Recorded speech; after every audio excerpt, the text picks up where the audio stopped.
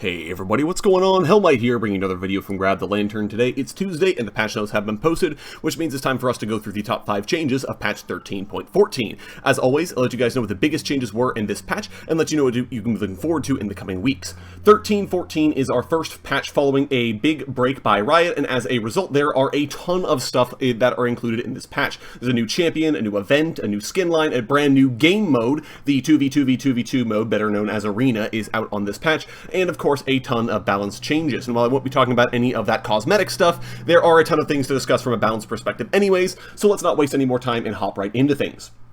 First up, I want to highlight our newest champion is coming out alongside this patch. In this case, this is Naafiri, the Hound of 100 Bites. I expect her to be very popular on release due to a lower skill floor than other assassins, a unique mechanical hook thanks to her pack mates, and the fact that she's a Darken champion. Darken are extremely popular. I am not immune to them either, and as a result, I do expect Naafiri to be basically everywhere. I don't expect her to be particularly powerful on launch, but she will likely be a bit of a pub stomper in lower elos due to her fairly reliable kit, and as a result, you can expect her to be picked or banned in most of your games going forwards. Again, I don't think she's particularly powerful, but people will ban her anyways because new and has to be broken, right guys? Ha ha ha.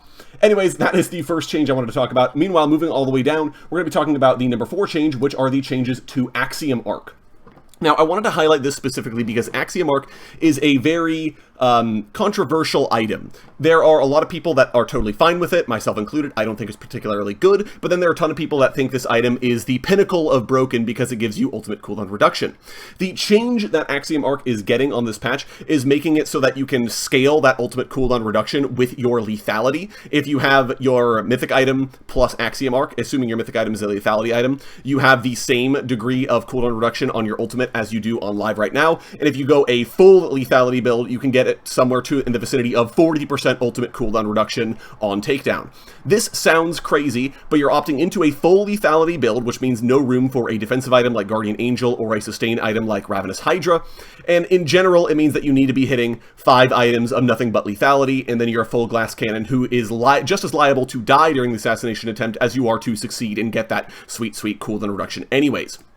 As a result, I think this change is an interesting one that makes the item a little bit more attractive for the people that were already building it, namely lethality assassins, while simultaneously making it so that this item is not particularly good if the only thing you're doing is slapping it into a build as a 5th or 6th item just because you want the cooldown reduction. It will not be very powerful there unless you're already stacking lethality, which means that the occasional Karthus players grabbing this item, or like 80 carries that are getting it because they want the ultimate cooldown reduction, aren't likely to get a lot of value out of it unless they're also building lethality. As a result, I think it's more interesting for an AD assassin, worse on basically everyone else, and does not necessarily lock you into lethality, but does suggest you should be building more lethality than you may have otherwise considered. Moving on to the number 3 change, I want to talk about the Ghost change. Now, Ghost caught on as a very powerful defensive summoner spell, especially for AD carries and mid laners, but over time, people have realized that it's very powerful on offense as well. The fact that its duration extends every time you get a takedown makes it very powerful at basically being a pseudo-reset summoner spell. You pop this at the start of the fight, you get the first kill, you keep ghosting so you can run down the people on their team that are still running away from you, get another takedown, reset the cooldown, keep going, right? And so it's very powerful in that regard and a little bit more snowbally than Riot really wanted it to be. As a result, it is getting some changes on this patch. The base duration has gone up by 5 seconds, which is a huge duration extension, but it no longer extends based on takedown. This means that melee champions like Darius or Garen that were going this summoner spell in order to close the gap in the first place are still going to enjoy this summoner spell. In fact, they're going to enjoy it more because they have more time to actually close the distance, but the kinds of champions that were taking it defensively or in order to snowball, ranged champions especially, because they're the ones most likely to survive for the duration of a fight, are going to find this summoner spell a lot less good for their purposes. It still will be very powerful in their hands,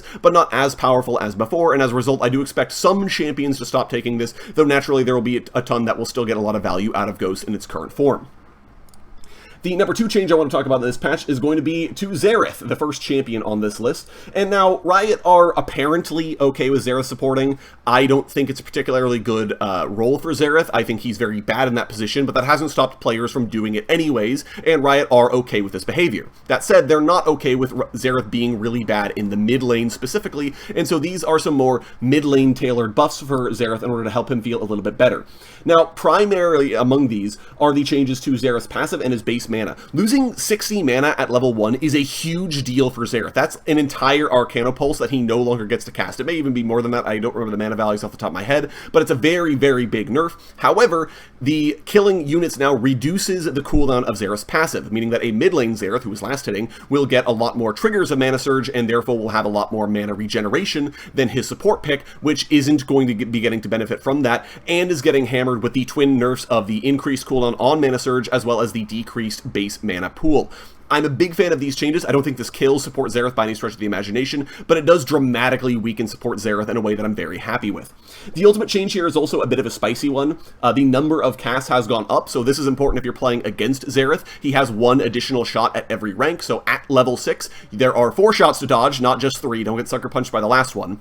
But also, even though the damage went down per shot, you have more shots, but also there is a flat damage increase per shot that you land on champions, meaning that your third shot, if you landed all of the previous shots before it, will deal actually more damage than it does currently on live, allowing you to pick up for some of that lost damage. And this means that if you're able to land all of your shots consistently, you're actually going to be dealing an insane amount of damage with Xerath ult alone, which is very powerful. This is unfortunately just as good for support as it is for AP, and I believe even the ratio went down on the ultimate as well, so it's a little bit of a buff to support Xerath in that regard. But in general, I think mid lane Xerath will feel a lot less anemic after these changes, and will be very nice to play versus support Xerath, which did get a bit of a power down, but will still feel totally fine to play afterwards. Finally, the number 1 change on this week's patch are the changes to Lissandra, and this might seem like a weird thing to talk about, but I'm actually very impressed by these changes and very excited to see how they shake up. Now, this is addressing, the idea was for Riot to address some bits of player frustration for Lissandra, namely her thrall behavior patterns, and some bits of player misconceptions, shall we say. A lot of players assumed that Lissandra Q was supposed to slow in the AoE after the shard struck a target, and that has never been the case. Only the shard itself slowed targets, and everything, and the sort of AoE that you get afterwards never slowed targets at any point. Riot are changing that. Now every part of Lissandra's Q slows targets, and I think that's a huge buff for Lissandra. Always being able to get the slow means that you're always going to be able to get bonus damage on things like cheap shot, because your target's movement speed will have been affected in some regard. It slows them, meaning that future skill shots are going to be easier to land. You can even see something like slow someone with a pass-through Q, then throw the E, which they're now more difficultly going to be able to dodge, which then guarantees the W lands, which then guarantees the ultimate lands. There's a lot of things that you're going to be able to do now that Q slows in general, and it also makes your wave clear a lot better, because the whole wave, or at least the first 3 minions, will get slowed down by a Q hit on the first one, which is quite nice. And they've also changed it so that the Frozen Thralls will not only no longer forget that the enemy champion walked into Fog of War, they will keep chasing them regardless of whether or not they still have vision, and as well, they will continue to chase until the very moment where they explode, at which point they will explode and be able to more reliably get that damage off. These are huge usability changes for a champion that, in my estimation, hasn't been that far away from competitive viability for quite some time, and as a result, I think these changes have a very real possibility of reintroducing Lissandra to not only the competitive metagame, but also into ranked and your ordinary games as well. This is why it's my number 1 pick, you guys, because I think of all the champions that we talked about, Lissandra has the highest chance of this showing up in professional play.